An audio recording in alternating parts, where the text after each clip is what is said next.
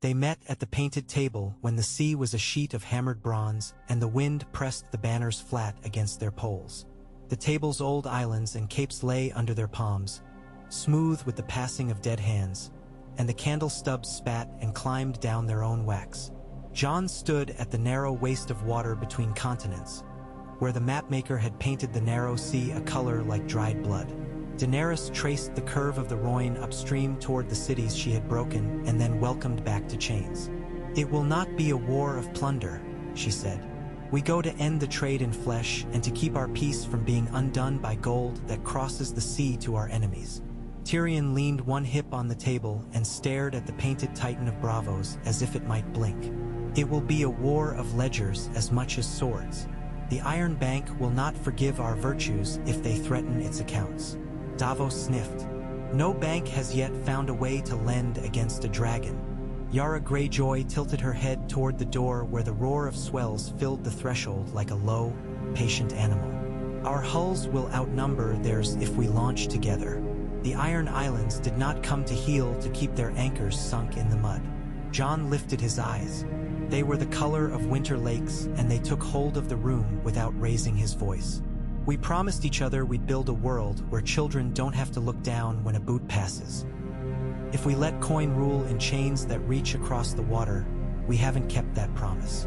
But if we go, we do not go as conquerors who leave garrisons to grow fat. We go as a storm that scours and then passes."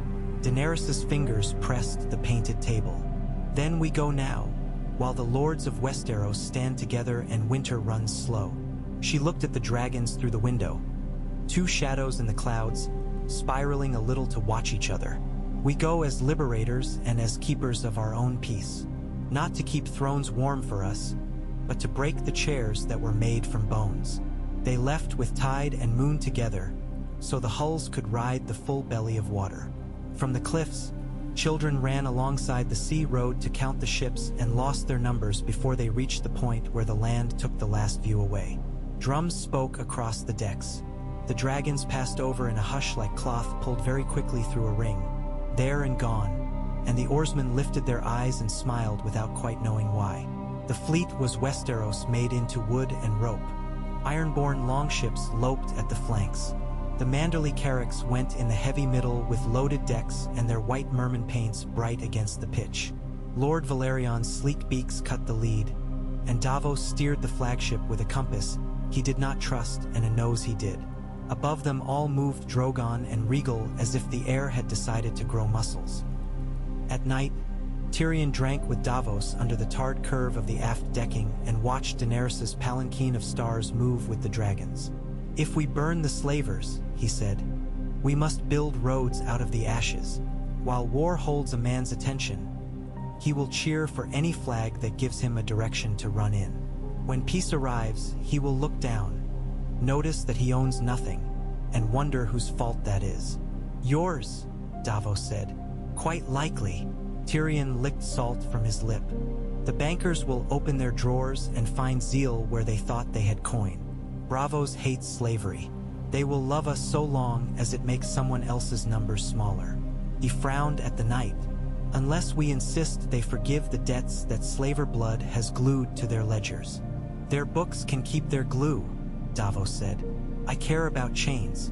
Her Grace cares about chains. Jon Snow cares about chains. That's plenty of care. Let the coiners cry into their chests about the ink." The first city to set itself against them was Volantis, as every red priest in every alley had warned and prayed and sung. The long bridge was a blaze of lamps even at dawn, and the tattooed faces of the slaves shone above the river with sweat and fear. A tiger triarch shouted himself into hoarseness, promising the old glories of their ancestors. An elephant triarch cut him with a fan's edge smile and told the counts of the treasury. The black walls held their secrets and their schools of cruel fish. In the temples, the fire tongues proclaimed that Daenerys was the sword come again. In the counting houses, quills wrote orders to ship for scorpions and horned helms and fresh chains. They drew a chain across the mouth of the waters as if they had stolen it from some memory of another city on another river. Unsullied scouts brought word of it with salt buttering their chins. Jon listened with his hands on his knees, It must have anchors and winches on barges close to the flood marks. We hit those first. We don't batter ourselves against a thing that can be unmade. Daenerys took Drogon up in a climb so steep that for a heartbeat the sea was a round shield beneath her and the ships were pins stuck into it. She felt the dragon shiver with joy when his wings bit into the cold. Regal rose from the shadow of the fleet and slid into her wake. Volantis lifted in front of them, the long bridge like a spine whose vertebrae were shops and shrines and 1,000 huddled lives. The first barge held scorpions dressed with silk banners. The second was a row of winches with hair-thick chains twisting from their bellies. The third was just a box with doors and priestly guards, and on its roof a man in robes of blue held a horn that smoked at the mouth and sounded like a beastless forest at night. When the horn's sound kissed Drogon's skin, he lashed his neck and spat fire in a blind, furious line that lit nothing but air. Daenerys clenched with her knees and spoke to him as she did in quiet dawns, a soft urging that worked its way along his bones. The second blast seemed to come from inside her own head. Regal screamed, a raw note that made the deck stiffen and the oars freeze in their locks. In that pain, she glimpsed, just for a cut of a moment, glass stairs, a blue-lipped face, and a door that was also a mouth. "Warlocks," she said to no one and dived. Jon saw the pain take Regal and knew it before the blackfish-shaped sense in his mind formed words.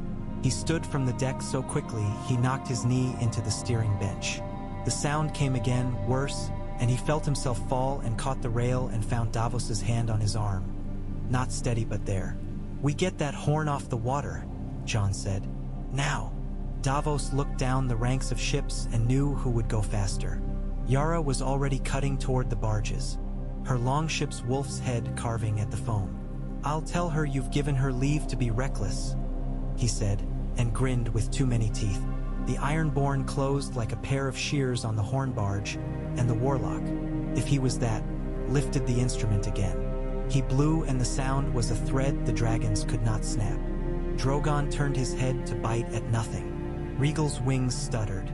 Then, from the longship's bows, a grapnel flew and bit and held. The Ironborn dragged the barge closer by inches, swearing like men pulling a thunderhead with a rope. The horn blew. Yara took the tiller herself and jammed the prow so it kissed the barge. Spearmen went over the side and onto the planks. They hacked the warlock down. He dropped the horn and tried to speak a word that might have been a color if men were less stupid animals. A boot broke his mouth, and then the barge was dovetailed with fire that ran along its seams. The horn's mouth sang a little on its own as the pitch bubbled, and then Drogon lit it from above and turned it into a lantern that sank. When the bolt-crooked night inside their skulls cleared, the dragons rolled. They came down like judgments. The chain barges became bonfires. The winches screamed and spilled. The chain fell slack and then into the tide. The tiger and elephant legions pushed, trumpets braying, onto the long bridge to keep the smoke from their eyes and the fear from the slaves behind them. Unsullied ranks took the bridge at a run as if they were no more alive than carved men. At the head went Grey Worm with his shield up and his face expressionless as brick. Dothraki thunder crossed the shallows, water sheeting from their horses, and swung around the city's outer wards to meet the sally out of the Elephant Gate. Northern spears pinned the first wave.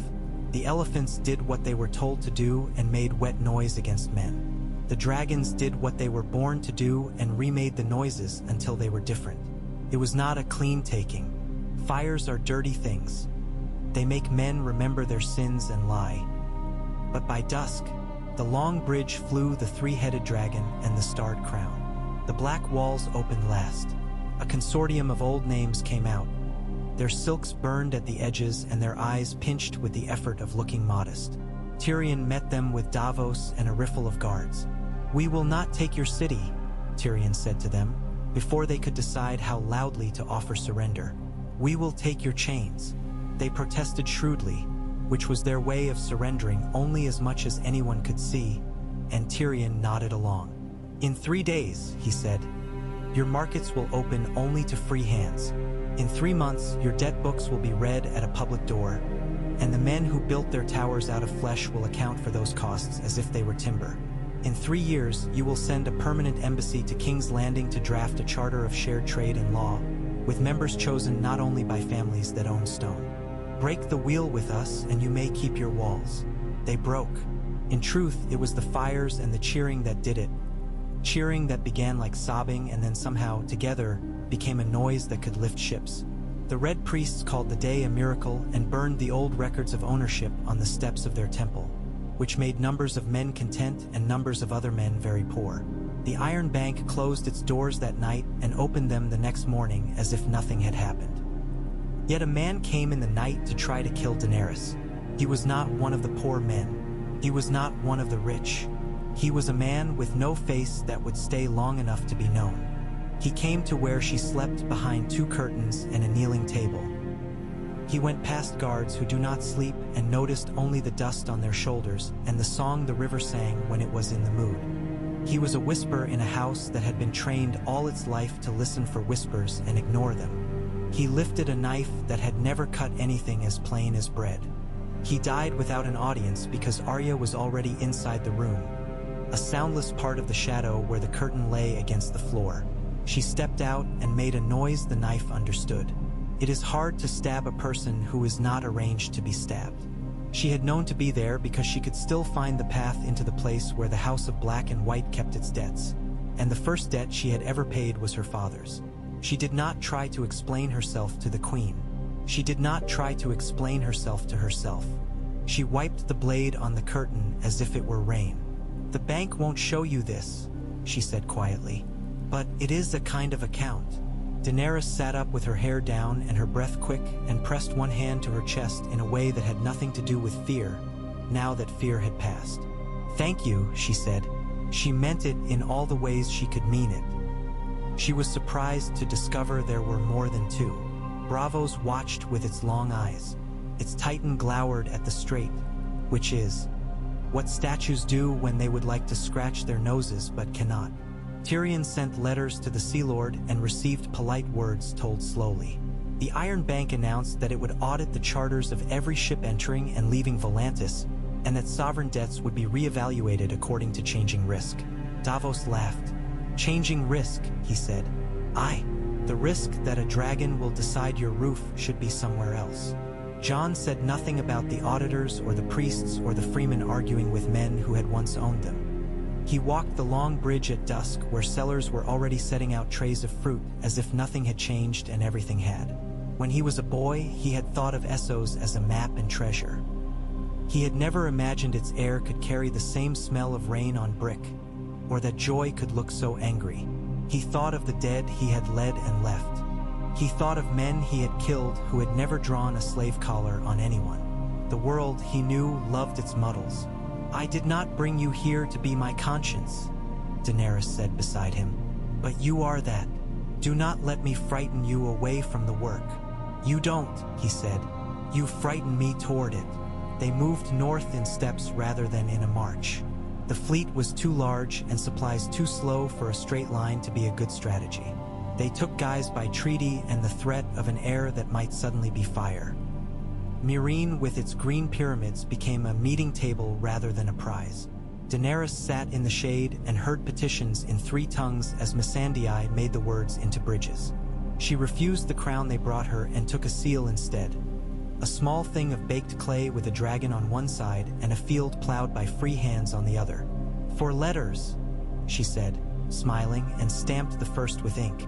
In Pentos, the magisters offered to throw open their doors and put on a show of generosity, and then set a table behind it for the Golden Company to dine. The Golden Company came anyway. Men with neat beards and neat accounts. Their word said to be good as gold. They drew lines on the ground and stood behind them and shook their heads when asked to move. "We don't fight for causes," their captain said. He wore a cloak the color of old lemons and had eyes like a man who knows what dark feels like. "We fight for contracts." Tyrion visited their camp with 2 bottles of wine and a letter that offered 3 parts insult to 1 part praise. He returned a horse, the bottles empty and his letter folded into the captain's pocket. "We will not buy men who sell themselves as if that were a virtue," he said. "But we will sell them something they cannot refuse." "What?" Davos asked. A future where they are not the ones left standing on an empty field asking themselves what they did wrong, Tyrion said. Bravos will not forgive them for breaking an arrangement. They serve debt more faithfully than any king. We will arrange for their contracts to be called in all at once. You will see a march. And then in fact the Golden Company did march, out of the way and down a road that ended at the docks, where their captains took their ledgers and their dignity and brought them home to the only power that could pay them. The men grumbled and cursed the taste of honor. Men always do that when coin and conscience argue in front of them. Bravos remained. It did so not because it was the strongest city, though it was strong, or because it had the most money, though it had money. It remained because it was the hinge, and whoever touches a hinge in a hurry loses fingers. The fleet cut the wind at the Titan's ankles and measured the strait with their eyes. Tyrion suggested a blockade. Davos said the word and spat over the side. Blockade, he said, like tying a ribbon around a whale. Jon looked at Daenerys, and she at him, and then she nodded to Arya as if a bow had just passed between them. There is another way, she said. Not the way with scorpions or horns. The way with doors. They went ashore in a fisherman's boat when the moon was a curve in a black slice of world and the Titan's eyes were closed. Arya knew a door near the fish market that opened to a dark hall and another door that opened to another door. She knew the path by feel. She touched stones as one touches a friend's sleeve in passing. At a certain landing she stopped and looked back until they did as she did, standing to the side and not in the center, because here the floor gave without seeming to and they would not die for being proud of their footing. At the end, a small servant with a mouth like a stitched coin opened to them and let them into a room that belonged to no one and everyone and held the Sea Lord sitting as if any chair would suit him. You are late, he said to Daenerys, and the queen bowed and made late sound like a plan. Jon stood beside her and did not bow, and late sounded like winter. Tyrion had warned that there would be long speeches. There were not. The Sea Lord was a man who had learned to spend words carefully, since he had no dragon. We will not have scorpions fired upon our statue, he said at one point mildly. Our sculptors would object. We do not want to break stone, Daenerys said. We want to break the thing that makes stone rulers and men commodities. We are not here to threaten your city. We are here to invite your city to admit what you already tell yourselves. You have always been against slavery. Stand with us publicly and write that into the world where your bank writes its numbers. Take this charter. Invest in it. Make your profit from a law that says a man cannot be bought. Let the wealth you are so proud of become the trap that catches those who would try to rebuild what we have torn down. Jon added, after a small pause, or stand away from it and watch your friends and customers lose both business and pride. Your oars will find they pull against more than current. The Sea Lord looked at Arya. And you, little wolf, what would you have us do? Arya's face showed nothing. Choose, she said. The Sea Lord laughed then, not because it was funny, but because sometimes a clean edge feels like a joke in a room of softened points. We will choose, he said, and we will do it quickly enough that you cannot accuse us of delay. Bravos did not fold. It did not kneel. It signed, with a hand very practiced in signing, something that might have been a surrender if you looked at it from the right end of history. The Iron Bank published letters to Volantis and Meereen and threw them to 100 smaller places, stating that it would no longer discount bills drawn against slave cargoes. It offered instead generous terms to any city that could show losses due to the ending of slavery and would commit to particular public works, canals, roads, schools. It was, of course, a way to buy a world, but it was also a way to make one. When Daenerys returned to Volantis for the charter's public reading, the air smelled of river weed and wax and something sharp and new as a winter apple when the knife first opens it. She stood with Jon on a high balcony while gray-haired men read the law aloud in 3 languages, and a child added a 4th by repeating the last sentence in a voice that made mothers touch its shoulder as it passed. Drogon perched on the temple's broad roof with one wing partly spread. Rhaegal slept with his head on the sun. Conquest is easy, Daenerys said softly. Leaving something behind that is not just fear is the hard part. Jon nodded. He was not sure he believed in easy conquest, but he believed in the way the faces below had changed. He believed in the slow, awkward smiles of people discovering that the ground beneath them did not tilt quite as it had. He believed in children learning to look men in the eye. They did not stay. They would have failed if they had tried to stay. Tyrion trained councils to argue without knives. Missandei formed schools to teach the words of law out of both old books and new knights. Davos counted sails. Yara stole 3 pyramids worth of carved stones and built a dock with them, just to show the city what a dock was. Arya slipped away one morning without permission or farewell and left a note under a cup. It had one word on it, and it was a name Jon had not heard in many years. He smiled and put the paper into his own pocket. On the day the fleet turned home, Daenerys walked alone to the water and stepped into the cold up to her knees. When she came back to the sand, she pressed her wet hand to the parchment of the charter and left the print there with the dragon stamp. "A promise," she said to no one, or to everyone. And Jon thought how long promises can last when they are both ink and rain. They sailed for Westeros under gulls that cried like excited children and under clouds that watched without comment.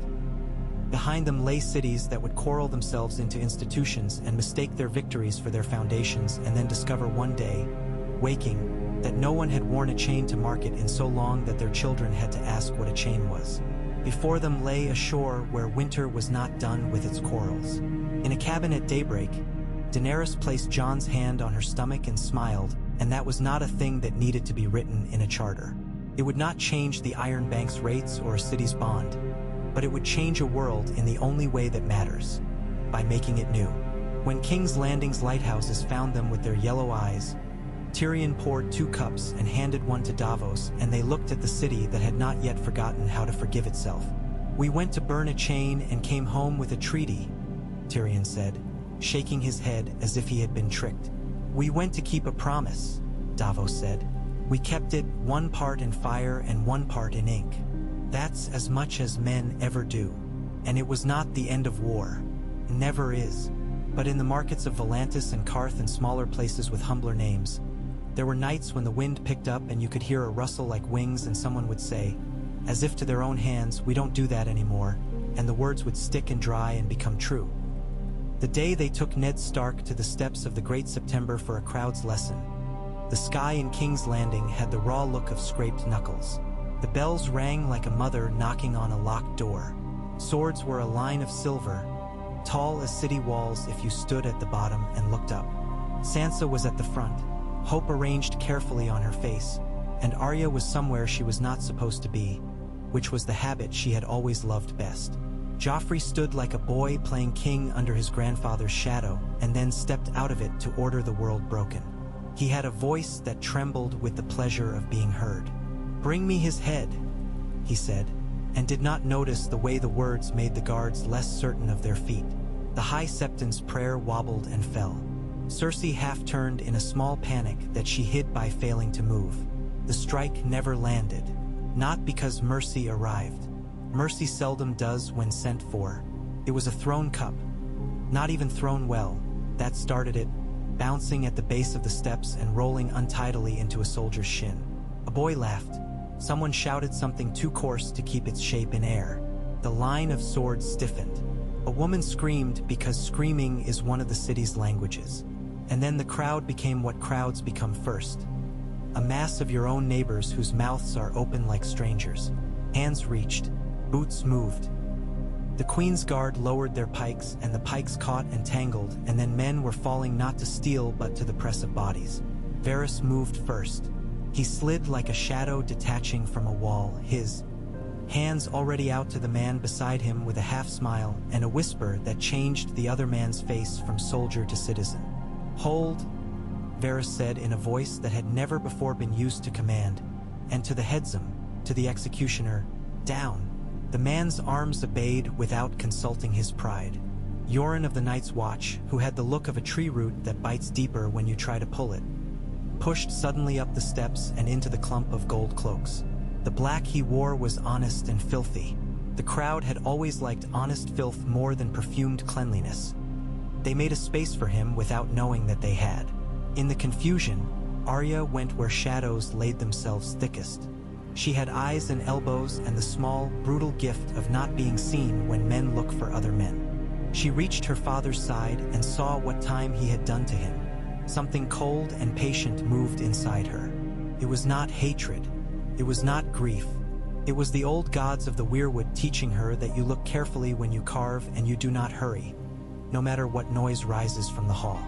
"Water dancer," Ned whispered, "because love is a coward and will not change its words even when words might save it." She cut the hemp at his wrists in 3 sharp pulls and turned the end under itself so the knot would look from a distance like a knot. Then the press of men created a moment with no air in it.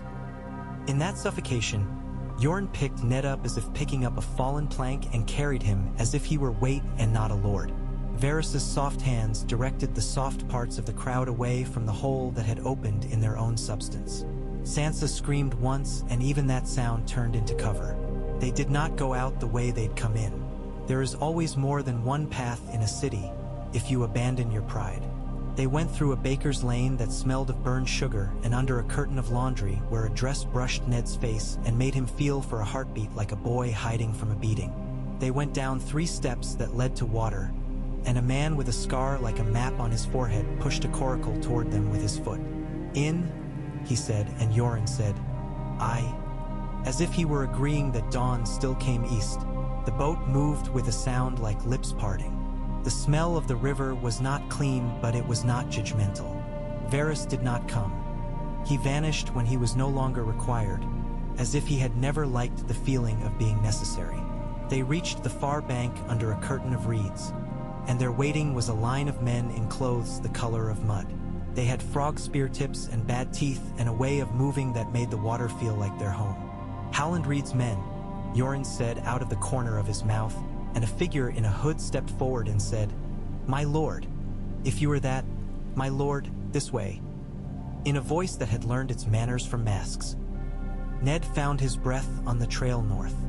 He had been struck hard at the base of his skull, once when the mountain clans had surprised him at the Green Fork 20 years before, and this felt like that. It felt like crawling out from under a fact too heavy to lift. He walked when he could and was carried when he could not. Arya moved ahead and behind them like a dog that loves the path more than the man. Jorn brought them around the places where the gold cloaks had left bribes and through the places where they had not yet thought to bother. They crossed the neck with their breath held and their eyes low. The marsh took their footprints and made bread with them. The Crannogmen carried Ned on a litter that did not look like a litter, just 2 poles and some knots. And at night they slept under a slack tent of reeds that whispered in ways that made a man think of old secrets. "Your father saved my life," one of the men said one evening to their fire, which was a fist-sized thing that smoked more than it lit. "He stood with my lord at the Tower of Joy when the world could have ended for us. That kind of owing does not go out with the tide." Moat Cailin rose out of the swamp like a memory that refuses to drown. Stones leaned against stones like men whispering apologies. The air smelled like iron and frogs. The reeds parted and a woman came forward with hair like glossed raven feathers and eyes that had learned to count and a mouth that could make mercy look expensive. "Caitlin," Ned said, and then could say nothing because her hands were on his face as if she had to put him together before she could kiss him. Robb was taller than he remembered, and the scraps of boy Ned expected to see were buried under the leather and the idea of being obeyed. He held himself back, not because there were watchers, there were always watchers, but because he was afraid that if he moved too quickly he would believe it and that would break it. "Father," he said softly, in a voice that had decided it would be a man's voice from now on. "The South is no place for a Stark," Ned said when he could speak. "The South is a place where names are worn thin and used for bait. We go home." He held Robb by the upper arm and squeezed, as if he were checking a tree's strength before he tied a rope to it. "We will have justice still, but we won't chase it through other men's gardens while our own house has enemy seeds in it." Enemy seeds. He meant, none dare say it, the Boltons whose smiles have no lips and whose silence has skin. He meant the phrase whose gates open only to the loud count of their own advantage. He meant the Ironborn and Balon Greyjoy's knotted pride. He meant the old grudges that lived in the north like wolves at the Treeline and came out when the snow lay. He meant, though he did not know yet how to mean it, the white cold that walks, which has nothing to do with grudges or pride.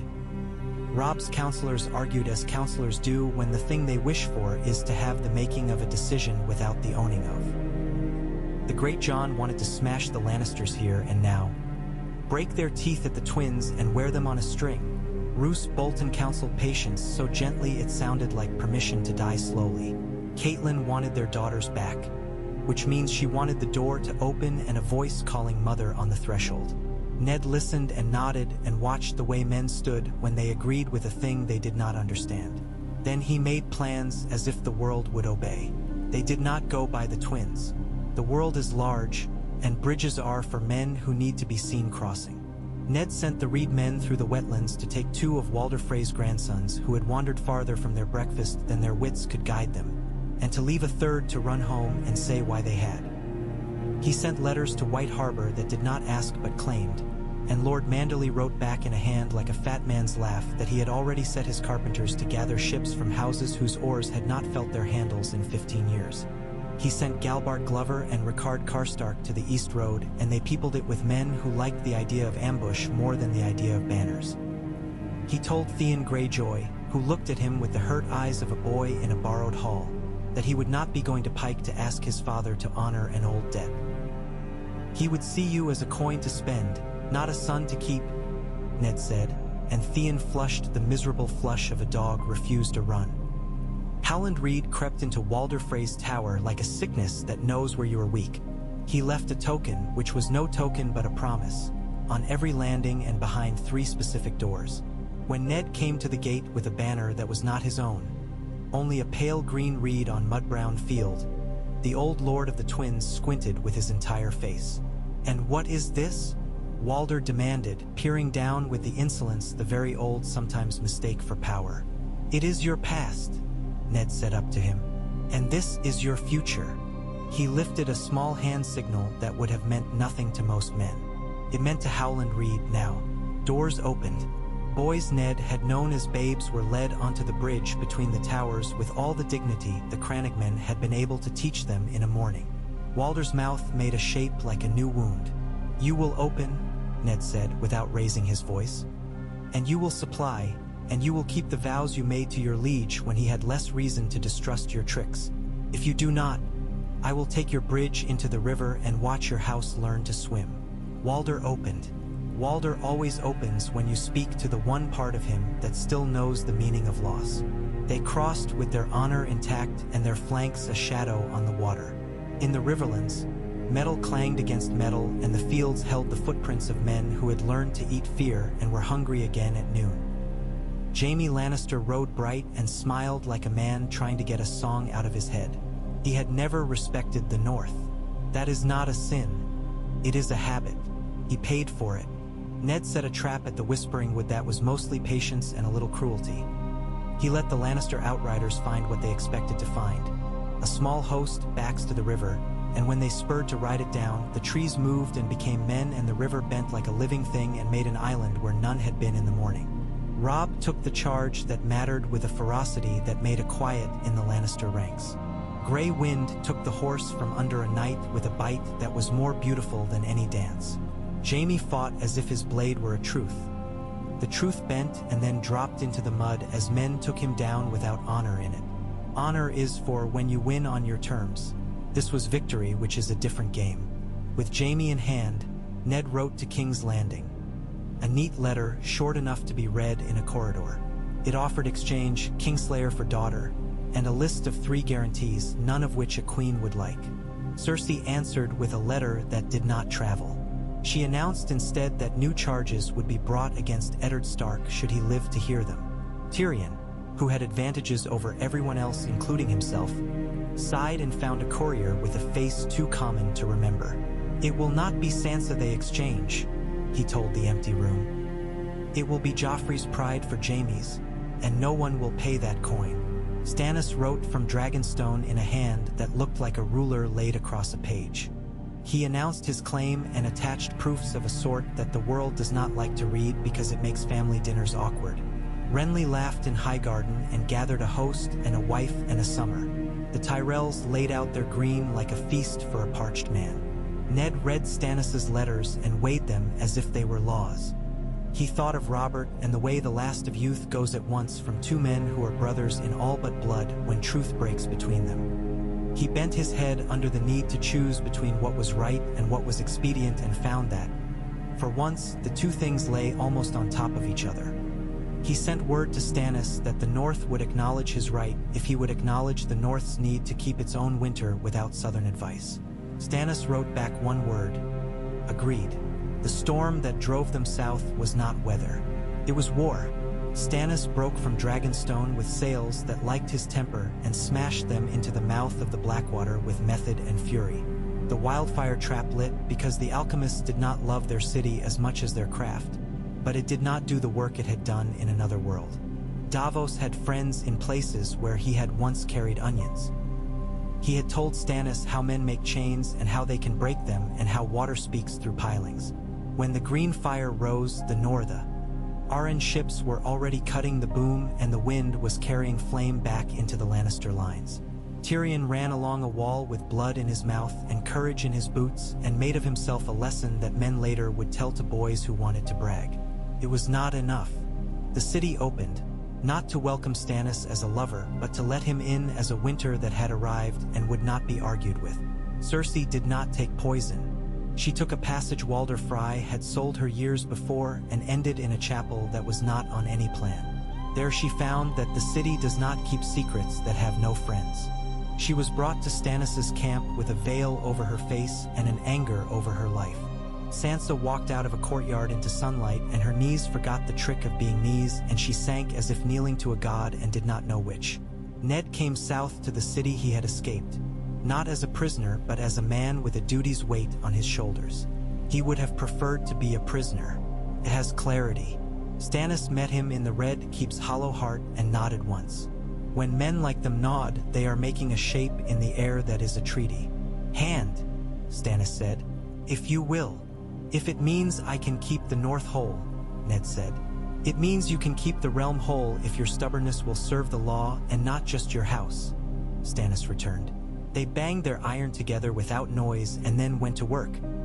Joffrey was taken somewhere where he would not be killed by accident. Cersei was held somewhere she would not kill anyone by accident. Tyrion stood on a wall and watched the river heal itself and wondered which of his sins were his alone and which belonged to the house that had made him. He did not find an answer. He went to Ned and asked to be allowed to see his siblings. Ned agreed because he was not at war with pity. The North settled under a crown it did not wear. Roose Bolton smiled the smile that says a man is agreeing with you for reasons you will not like. He gathered men in the Dreadfort with the quiet efficiency of a hangman sharpening his own blade. He whispered the old words about Starks who were too soft to keep their winters cruel enough. He sent letters to men who listened with their enemies, and 2 of them wrote back favorably and 1 of them wrote back uncomfortably and a 4th did not write back at all because he had been taken by men in gray leathers on a road that smelled like rain. Ned smelled it without reading it. He moved through the winter towns like a man visiting his own bones. He took hostages without calling them hostages. Boys who had been promised to Winterfell as wards and girls who were promised as wives. He smiled at feasts and drank little and spoke with the small men who keep big houses whole. When he was sure that the quiet had become certain, he went to the Dreadfort with 600 men who had lived through 2 winters and could not remember the sound of a song. Roose waited with 2,000 in eyes that never widened. He had built a killing ground that would take a proud charge and feed it to the earth. Ned sent no charge. He sent a man who limped like a memory and smiled like a trap. Howland Reed walked into the Dreadfort alone carrying the bundle of reeds that marks a peace parley. Bolton's men let him pass because there is a kind of magic even in large houses that makes them obey old signs. The Lord of the Dreadfort sat with his hands folded. "You should not have come," he told Howland. "The last time I heard those words," Howland said, "I found that I was exactly where I had to be." He laid the bundle of reeds on the table. "My Lord Stark offers you the chance to confess the letters you have written and the oaths you have broken, and to keep your head on your shoulders long enough to ride to Winterfell and say the words where the old roots hear you." Roose's eyebrows moved a fraction. "How merciful," he said. Howland's smile was an animal's. something learned before men learned mirrors. "No," he said. "How practical. You have friends that we do not wish to turn into enemies if we do not need to. You have a son who would be unfortunate if he learned how his father's fate usually ends in this country." Roose considered a long time, and in the end he stood up and walked into his own yard and allowed himself to be bound with the careful, almost tender hands of men who did not want to think of him as a man any longer. There are many kinds of courage. This was not one of them. He thought he would find a path between two dangers later, in some corridor, because that is what his life had taught him. He found no corridor. They took him to Winterfell and set him down in the God's Wood, where the heart tree's face leaks the slow red that has nothing to do with blood. Ned pronounced the sentence. He swung the sword himself. He did not enjoy it. He did not refuse it. He did what he had always taught his sons. The man who passes the judgment should swing the blade. The clean weight of ice came down and through, and then the snowflakes continued falling, a little slower where the warmth lifted. The men around him breathed out together, as men do when a thing is over that they have been waiting to have over. Somewhere, a bird that had not cared for any of it called its evening note. Walder Frey, who had watched the north with a spyglass made of stories, kept quiet for a season and then sent a letter that tried to sound like an apology and landed somewhere near self-pity. Ned sent it back with no reply, which was a reply the old man understood better than words. Theon Greyjoy walked through the great hall of Winterfell with shoulders that were learning to be a man's. He visited the crypts twice in a week and stood before the stone wolves as if he were measuring himself against their patient silence. "Do not go south," Ned told him that 7th morning. "And do not go home. The first will kill your pride. The second will kill you." The world did not end because Ned Stark lived. The dead in the snow did not put down their blue and their quiet. The wall watched. Jon Snow, no longer at the wall because winter is not a boundary, returned to Winterfell with eyes that had seen things that make men lose their interest in small quarrels. Ned looked at him with a father's love and with the knowledge that had lived under his tongue for years, like a coin kept for a time that never comes. He almost spoke the truth of a sister and a promise. He closed his mouth. It would have to be a truth told when it would save the world rather than satisfy a conscience. Sansa came home with a grace that had been forged in a place that did not love grace. She walked the court as if it were a sheet of ice, and she the only person who knew it would not crack. Arya arrived 2 days later, dirty and smiling and silent, and Ned felt in her a thing he did not know and could not help, and he loved her more than his fear of it. Catelyn lit candles in a windless room for the ones they had not lost and for the ones they had, as if gratitude and grief could fit cheek to cheek. Stannis held the South like a man carrying water in a bowl through a threshing floor. He made laws that cut and held and taxed. He had no love from his people and no need for it because he loved something harder than love. He made of Tyrion Lannister the sort of tool a craftsman is wary of using because it is so sharp. He kept Cersei in a tower and let her have books and made sure none of them were about poison. He rode sometimes to the September and stood at its door as if daring the gods to speak. They did not, because gods have always preferred to speak through winter, and winter was speaking in the far woods. On a morning when the world smelt of iron and rain, Ned stood in the God's Wood and laid his hand on the face carved into the heart tree. His mouth is a wound. It has always been a wound. "We are not done," he told it, as if it were a man. The wind moved through the leaves with the sound of remembering. Robb stood nearby with a wolf's patience, and Jon at his other side with the soldiers, and beyond them Sansa with the courtiers, and Arya with the hunters. The family had its array like a battle line. It felt foolish to think of it that way, and yet it felt true. They had made something new out of old things. Honor sharpened by survival, mercy leaned against steel. Revenge had brought them home, and then it had become something else, as all true revenge does when it is fulfilled. It had become the quiet, difficult work of keeping what you love. Snow began to fall. It never falls all at once. It came in small pieces like letters, and the ground read them and understood. In the north, wolves lifted their noses and moved. In the south, a king's ink dried and cracked, and he did not notice. In the White Knife's estuary, a fish leaped for nothing anyone could see and fell back with a slap like applause. Winter moved, and the North was ready to meet it with open eyes.